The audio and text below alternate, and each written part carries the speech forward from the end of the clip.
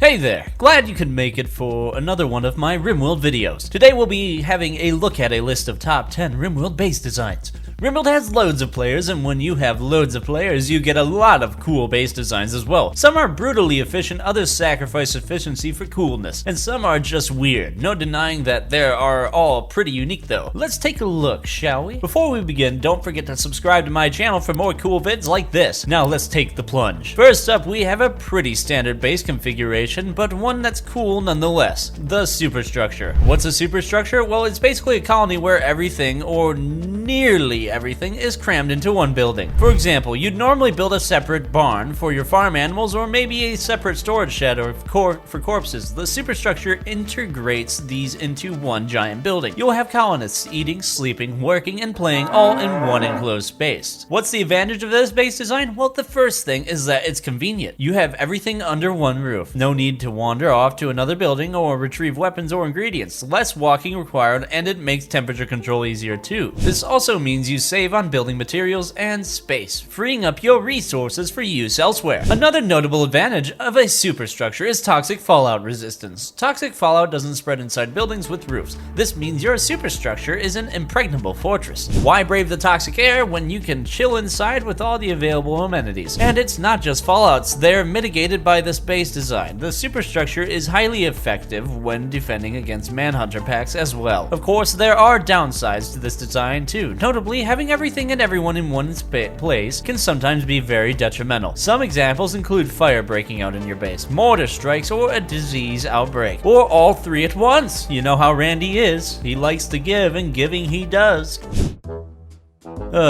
Shouldn't have served that meat for yesterday's lunch.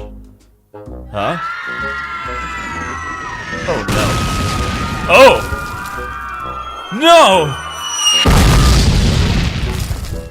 Your structure's design can also be limited by unsuitable terrain like swamp biomes. Plus, having colonists spend all their time under a roof can lead to cabin fever. Consider creating smaller unroofed buildings or sections to fix this, even if it does negate some of the advantages mentioned earlier. Number 2 on my list of designs is the mountain base. As the name suggests, you're basically building a base inside a mountain, with variations depending on whether it's partially or fully covered by a natural roof. There are quite a few advantages to mountain bases. The most significant is that it's completely immune to mortar and drop pod attacks, since enemies can't penetrate the mountain's hard rock walls. Like the superstructure, mountain bases also boast superior temperature control and resistance against toxic fallout. Essentially, these bases are powerful natural fortresses. In terms of material and land usage, mountain bases have yet another advantage. Building inside a mountain means the surrounding land is free for you to use in farming. You also don't need to devote a lot of material to building walls or floors, just smoothing over the existing rock surfaces. The downside of this base type is that infestations can spawn within the base. Kind of a pain, and if you're unprepared, you can easily get wiped out. Building in the mountains can be rather inflexible too, since it takes lots of time to mine separate rooms and clear stone chunks. You'll need to commit to a building plan beforehand. Another weakness it shares with the superstructure base is the lack of outdoor exposure and cabin fever. Smoothing walls and floors also takes quite a while to complete, but you'll need to do it to avoid a negative mood modifier in colonists. And mountain bases aren't totally safe even if you turn off infestations. Your power sources like geothermal plants and windmills still have to be placed outside, making them vulnerable to enemy attacks. Next, let's have a look at the town-based design. The town is the total opposite of a superstructure, where a superstructure consolidates every facility into one large building. Towns seek to decentralize. Towns consist of lots of small buildings with specialized functions. The major advantage of this is flexibility. Since buildings are separate, you won't need to worry about renovations to one affecting the other. This also allows for easy swapping of designs where the need arises. The fact that the facilities and colonists are decentralized also serves as a deterrent against fire and mortar strikes. On the other hand, toxic fallout severely hampers the town colony's ability to function. You won't be able to travel freely between buildings, which is a huge pain. Town bases also take longer for colonists to traverse with the amount of space they need to cover, and yes, this design needs a lot of building space and resources to pull off. Lastly, it's also pretty hard to muster defensive decentralized buildings. If you're worrying about a town's defensive capabilities but still want some of the advantages, then go for a variant known as the walled city. Like a town, it's similarly decentralized. Unlike the town, a walled city has defensive walls, turrets, and gates connecting and surrounding different sections of the colony. Aside from the decentralization, a walled city's main advantage is the extra security afforded by all those walls and turrets. It's still not as easy to defend compared to a superstructure, but it's better than nothing. Most of the other advantages and disadvantages are similar. Walled cities are even more fireproof, assuming you use stone walls, and tend to share the same issue with toxic fallout and high cost. One big downside compared to towns, though, is that this design offers less flexibility. You're gonna need to tear the walls down and build them again if you want to change the layout, which costs a lot of resources.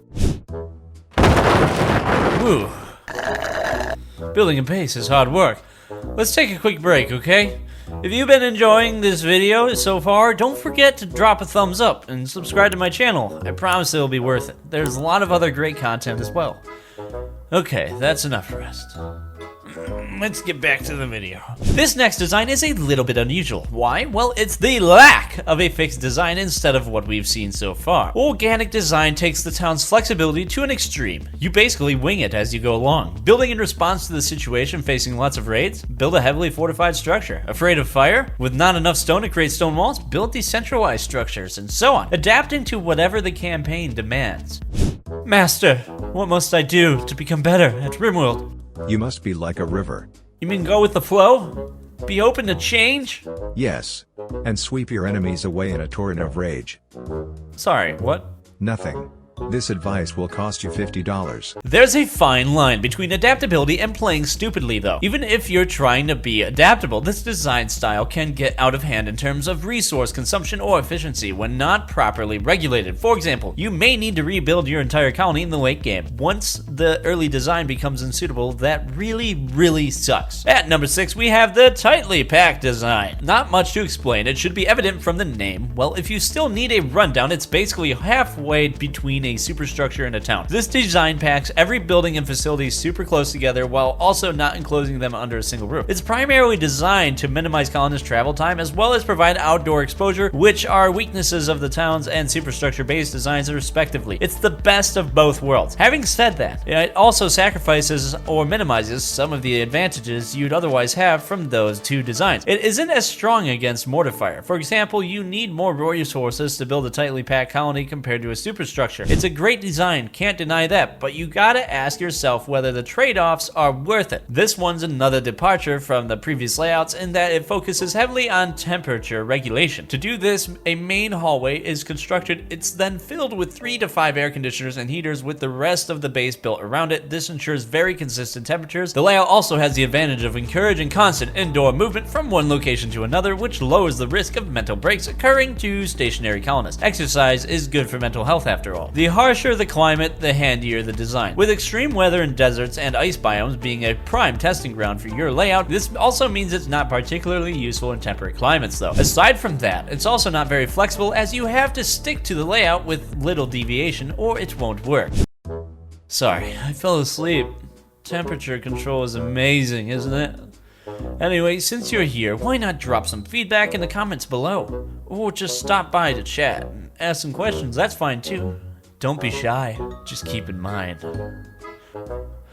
Ever thought of building a circular base? Maybe you haven't. In that case, why not give it a try? Building circular rooms can save you some resources since you'll build less walls in exchange for taking up a wider area. Just remember to not fill in the circle corners. Those round rooms can be surrounded by even larger rooms and so on until you get something resembling the walls from Attack on Titan. You can also place sandbags around those walls for added protection. In this design, the most efficient build? No, but it's fun. The second last item on my list is the Whack-A-Mole defense structure. Wow, that's a pretty long name. It's a simple concept though. Regardless of which base design you're going for, this adds on to that with multiple exterior walls and doors. Why? Essentially, it's a way of exploiting the AI in defensive scenarios. By having redundant extra walls and doors, you can lead enemies around on a wild goose chase. If they attack one door, run in, pop out from another door further down, and take pot shots at them. Very effective.